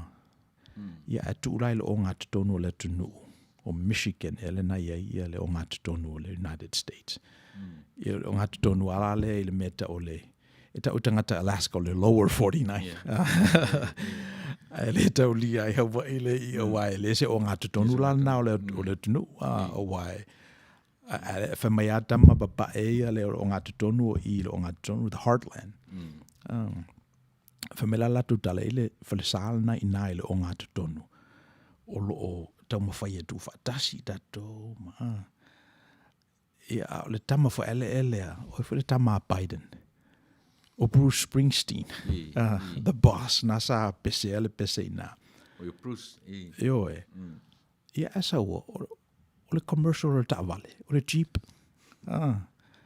So o te ata la ona e penale wing o mea ia. Se issue pito siri ana tunga. A sawe mo le message tu a e whatau ala ta vale le. Tamasa sa o ala ia e mana ia le alwe o tupe. So pe o le melnana o mata ia ima o ai ile. I Super Bowl i le sa. So manga ia le atlea. Ia malta longala au ai malo ia Tampa Bay. Ia Kansas City. Ape sa favor lava Kansas City. Langa e sele tale nia fo tangata ia. Ia. Ua ngalo fo ia te ulingo siri I quarterback nga. Ia. O ilingo siri. Bradley, Ia o Tom Brady la le sai le New England Patriots. Le watongi I le Buccaneer. Ia. Faisi behind o au mea. Ia, onge e pisi fo ioe. E pisi fo ioe. Ia, mara mea fo le na le au rona au tata fia ia. Ia o mo fo tio. O la fo la o tau, 49ers. Na mate lo 49ers ia. Ioe. Ia pea o whātu nela I shoto lua. Vai se po whātu nge tamba lea ie. E haru Super Bowl. O lea me nā laina. So, ia al tangata le ave ile upu whaelelo le maana tu ulafo. Ina e tu funga whaifale. Lewa avea nei ma maa tuli manu o pitolunga.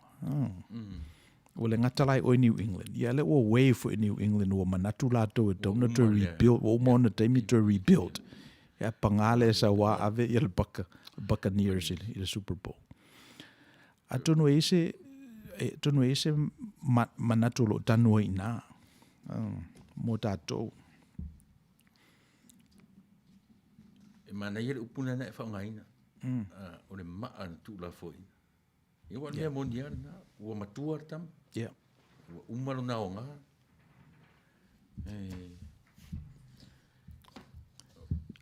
O le asa uwhafsota inga ma le ad le anka karungo iei.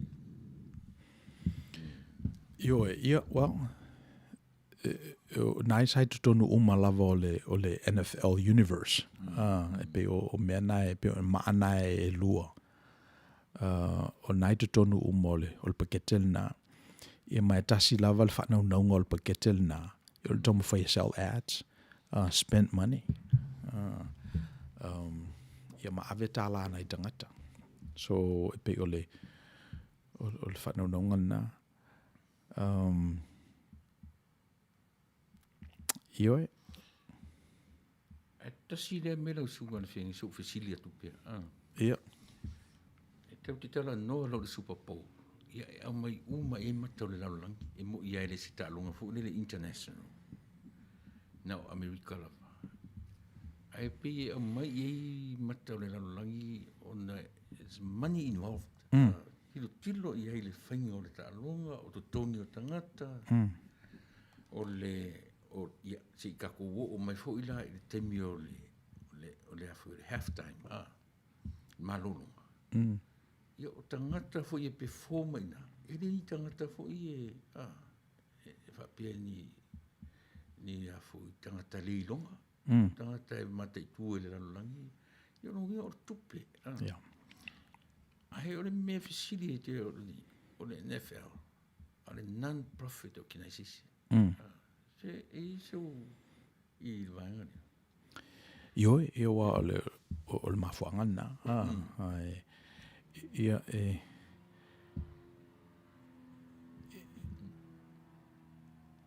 o le mela ua nei, o tu te ale se senga o le for-profit ma le non-profit. E pawal se senga o le for-profit ma le non-profit. O profits a le for-profit e alu ia lato shareholders.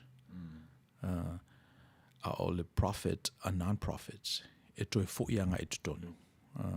Ia lato prokalama. Ia pe fatele na I fo'i ia la lato offering. So e fo ela valale la lato reporting requirements. So o malai te tele malai nei le lalolangi. O whaapopola ia ma le internet. Ia ona atide lavala ia ona te tele. Ia na ndato maofa lava le lofo le tua foi. Wana I foi teimi na tau whaolaola I foi le NFL. Ia o wai le ngato le NFL, le NBA foi. Ia na ile teimi na amatai e Donald Trump le USFL. Ina ua vaia tu ele ai e ume tama ia franchises. Ele matala tala lima o tama ia. Ia ona whailola ia Donald Trump le USFL. Ia nasa tau mwhai compete.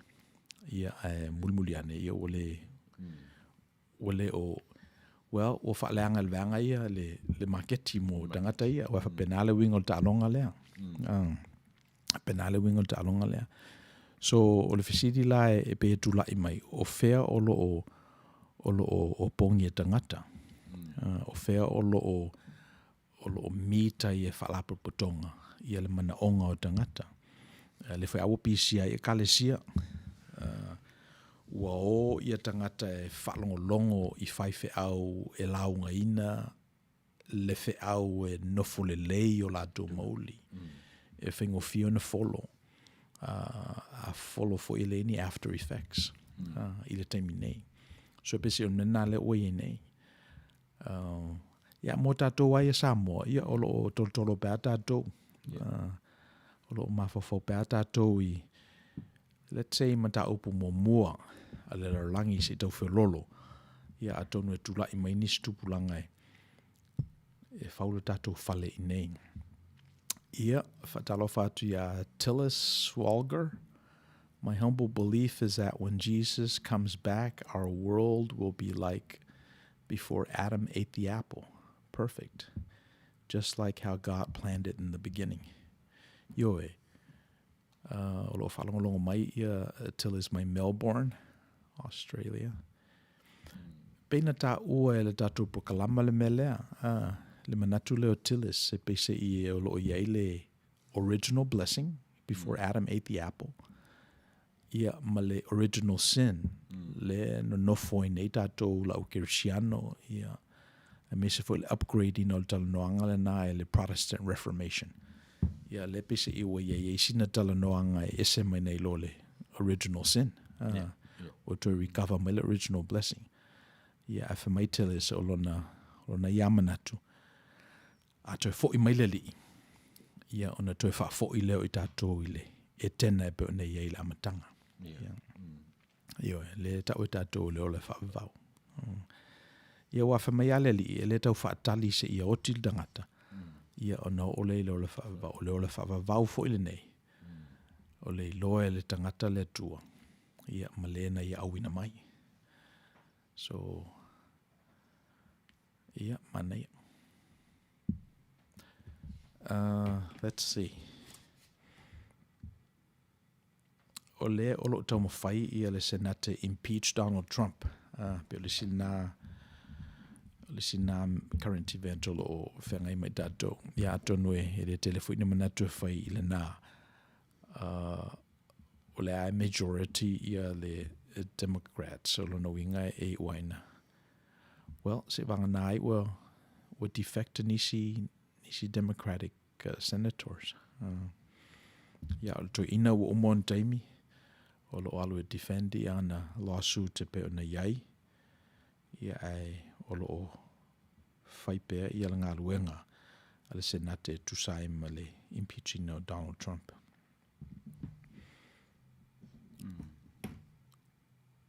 E sisi manatu mafofowina tui. La fa uma datu prokalama.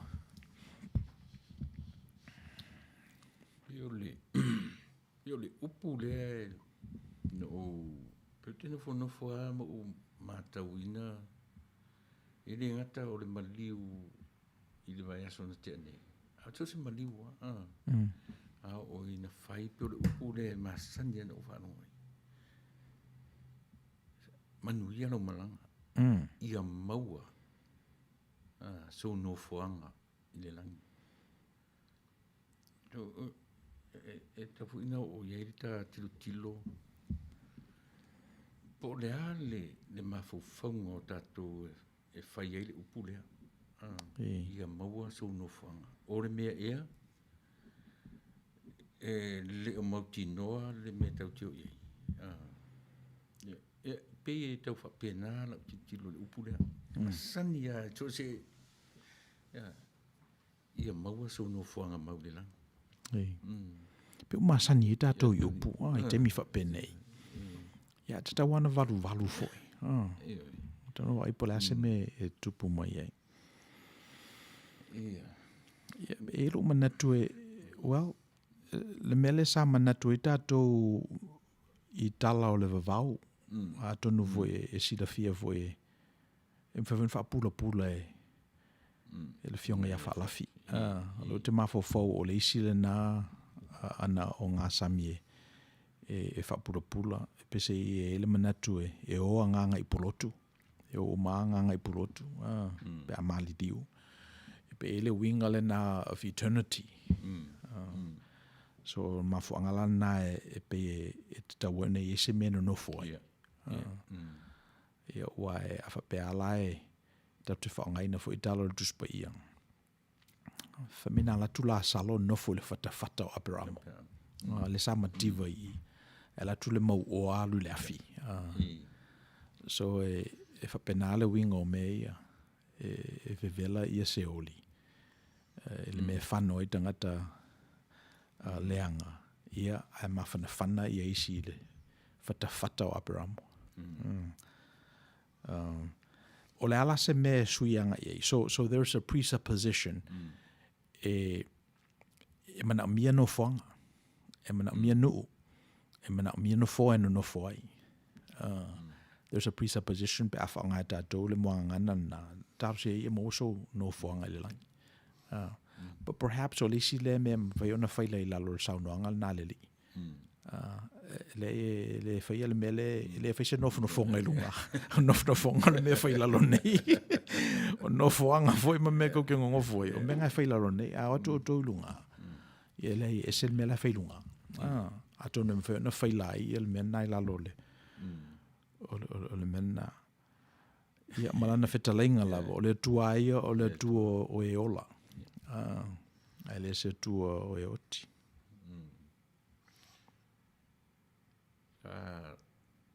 Tala noa I mea fu I o platforms ala ni atunu o fai wanga le te fiu tau mafau le mea sa taua no tiro ai pe o Facebook ia o le koko ia ma o le ase ia o le tinga na tele mea wanga I fo ilolang a le api au mai e te mea toi avi ele va ai toi va vai mea ia le ase fa moi Amerika I le challenging o platforms ngai io wafo e pentata ua fo I le si dato fa poponga o platforms ia mo private companies private companies o mafo angal na le PCI e le ai so dato wa ia lato fai unga fai ele ngatala private companies a PCI solicit for ia lato ia input a tangata o lo member o lo fa ngala lato services ia lato community guidelines na e police ia me tu ilunga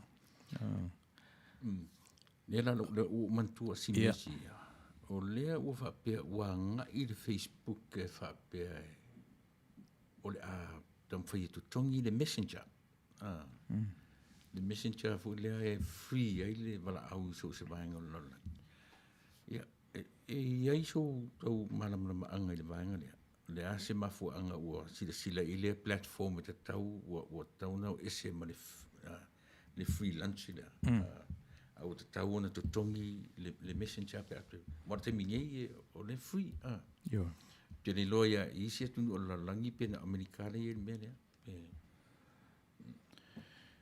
but these are for-profit private companies o lato wa fa tumtumunga o sa ilio nai se leni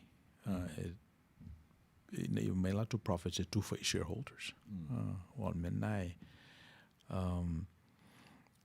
so afa pela e a faina le tangata afa pela e ta ofi le Facebook ia competitors wole ma fai ona competition platforms about the parlor mai si mena ona complain lo tangata fa mai lo la yo fai pule ia se mela mena se tatu tilo ia because tu la fono la vala tu ne ele se monopolize na ia ele marketi se banga na lavo ini mafu angalele amatala internet e pese I sa ye mafu angalele it's a very nascent industry full lava na mumusua ia fai pule quash file innovation tu pela val fai talia o mafu angalna len tupu tala ula ile Amazon ona sale sala tu tax levy ina ia o fai ia le o mata no matua o tu o marolosi tomati ina fa pela ia a mai la so to saonga me ia fai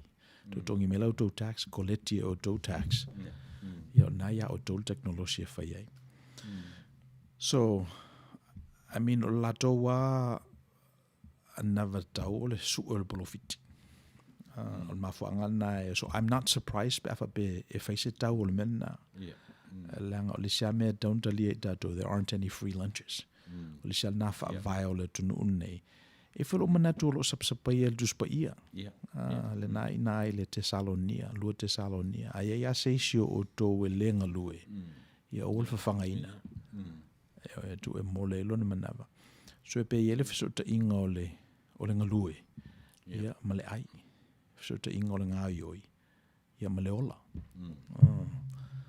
so I'm not surprised afa pe e si ele Facebook le tau le messenger mai le aise me tutongi le te mile nei or I'm sorry o la tutongi le whaonga ino le tatou data i se whatupeina o se tutongi O le sila tu sila te rope na uta ua fa ia na uta ua le tatou proklama. Life after Google. Yeah. So o fai tau i le tusi na ma o e pe o le tala la le tustala e o mai taimi le toe o i tatou ia Google. O le afa pe se me fim na me Google na saula ia tatou. Te tongi mai tatou. A mai sin tupe fai le mele. O le mele na le ue nei. So a tanga ilai mo California ia ua foi ese stete. E mo California lava. Ua iai nei le whatananga e mawhai e oena let's say, opt in i whasalalaunga ia. So se website lava e te visit ina a tai foi le vaenga o le ISP le te whaonga ina i tutono o California. E fesidi mua mai lava po le ale me whai lau data. O le tulafono na le wini stete nei. E foi lo manatu e le to umia whapea ina o ma stete o lo mate tu ina le mta upulea. Ina ia ave se feso soani i content providers. Ave se tupe tu tongi ele content le alatu. Ina ia owane i tanu i lalo, the fact that they're making money off of the content that we produce. O le aso sila i le tatu o lea pe o platforms ia ni o le pe o maru losi le lalolangi. Yeah. E ono a fia le wha mai o lo tatu i te mine. I le vaenga tau se leni o ana sa ilinga se leni ia pe iai se vainga fo le ono a whaina ia pela o nga ads o mea whapena e tatu ai ono a whaina o mame o i le wha mai o lo iai nei. Well, walu lunga shares o company o lo whail men nei. O lo tali le mana o tangata pe o le Zoom. E pe o le winga o lo tala o le tele a lato seleni. O pedi i lunga e tangata lato stocks. O na o le mena sa o lato financial. I guess a million a mail financial so lele lei. Ai mua ona expected tangata ia company ne to do well. O tō mau maile. So, io e pe o mena le wei nei tātou le reality la tātou. Pe ono whai atu masalo po le fitus fulimo pasene o identity o tangata o whau i lunga o malai nei. Ia ele o ilo le leipo o whea sa wai ia leisi tōru sifulu. Okay. Let's see. Ia. Ia manuia lau malanga. E pero sina upu e whalongo ina pe maliu. Manuia lau malanga. Ia. E pe e vai i tātou le maliu o le tangata e pe se malanga e alu. So se malanga lava la I suppose e sona taunu unga. Ia tono e fu se influence a Greek mythology. Wa fa pele tala e a ole I tanuina pe atua lalaina se tangata e tu nai tupe lua I mata. Fa mai tu tongi e le tangata le fairy ina mai ia mai le situ o le vai le situ o le vai. E wan tato vai fo I tatu tangata. Pe ma ole toi fai. Ole toi fai. A ole mea na sa ia I la taitala titimi. Ia. Na tava ai e tu ia meo ta I se leni I mata. Ia ta tele loa le winga o na mea. Ia. A pe se malanga whala le alu al tangata. So, o te tauan upgrade ia la tātou o e pe ona whai atu. O leo o tātou lusfutasi sentuli. E le tauan tātou tāo fiofi pe I, let's say, non-essentials. E tauna oto lava na ole. Na ole mele lei. Mele mea tāua. Okay. Ia. O te manatu le a whamaua I le tātou la langa. E venei awanoe molte le tuaila o whaaftai le tātou o whaafonga. Le ia tele lava ia nisi fwoi prokalama au ngā ma le tāu o lo I whafo. I platforms nei ma nei malai. Ia au o tō finangalo lava e whamamauina ia low teimi. ia whalongo mai e fo ise. Isa whamatalanga vai an mele o lau tatalo ia utu ele atua ia le teimi mai au ngā mo lau whaafonga mai ia mea o lo nopia iai. Ia whaongaina fo isa vai o le ouna. Ia whai mawala e whaapurapula atile lo na fina ngalo mo i tātou. Ia e fo isa upu ua sasi. Pe pa o papa pe pa o fala ia whamatalanga. Ia whaafo i mai la upu. Ia whamangalo rato o ona. Ia o le teimi nei i manuia tele whaasausonga o le tātou o tunu iso se mea o lo nopia iai o tātou tangata. O le tau o ono o Misipouena Tagaloa. Mai Outou Manuia. Salamo lusfur malefitu. O le foi upu mua. Ma le foi upu e sifuru malefa. Psalms 27, verse 1 and verse 14 says, The Lord is my light and my salvation. Whom shall I fear, Lord? The Lord is the strength of my life. Whom shall I be afraid? Wait on the Lord, be of good courage, and he shall strengthen your heart. Wait, I say on the Lord. Wait, I say on the Lord.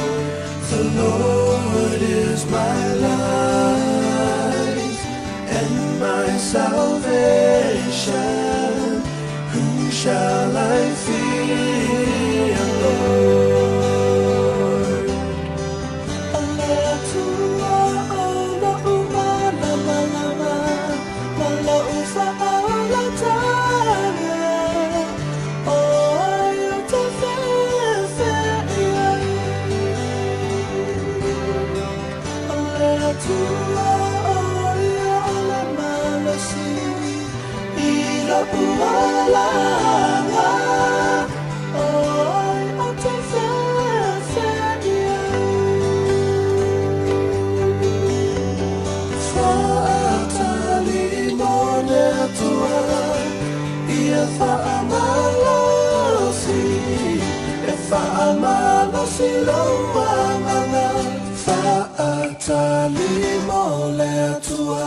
Fa'atali mo le